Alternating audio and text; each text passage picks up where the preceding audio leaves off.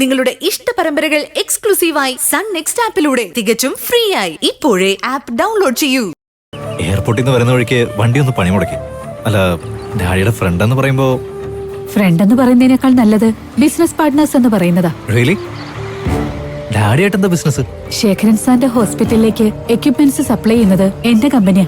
ഓ പിന്നെ സാറിന്റെ മുംബൈയിലെ ഡ്രഗ് ഫാർമസ്യൂട്ടിക്കൽസിലും ഞാൻ ഷെയർ ഹോൾഡറാ. ഓ അപ്പം മൾട്ടി ലെവൽ ബിസിനസ് ആണ്. ഏതായാലും പരിചയപ്പെട്ടതിൽ വളരെ സന്തോഷം. ഞാൻ അജീനെ വീട്ടിൽ ഡ്രോപ്പ് ചെയ്യാം. Is it? Thank you. You are always welcome. ഓ അത് ശരി. അപ്പോൾ ഇന്ദ്രജയാണ് നിന്നെ ഇവിടെ ഡ്രോപ്പ് ചെയ്തത്?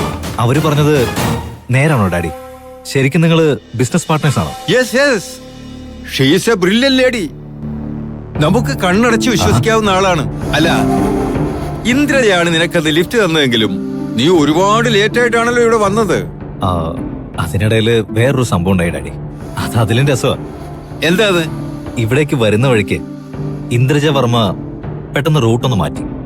വരുന്ന വഴി തന്നെ അവർക്കൊരു റിസോർട്ട് ഉണ്ടെന്ന് പറഞ്ഞു. ഓഹോ. പിന്നെ ജസ്റ്റ് ഒന്ന് കയറാൻ ക്ഷണിച്ചു. ഒരു മര്യാദയുടെ പുറത്ത് ഞാൻ ആ ക്ഷണം സ്വീകരിച്ചു. എന്നിട്ടെന്താ, പെട്ടുപോയെന്ന് പറഞ്ഞ പോരെ.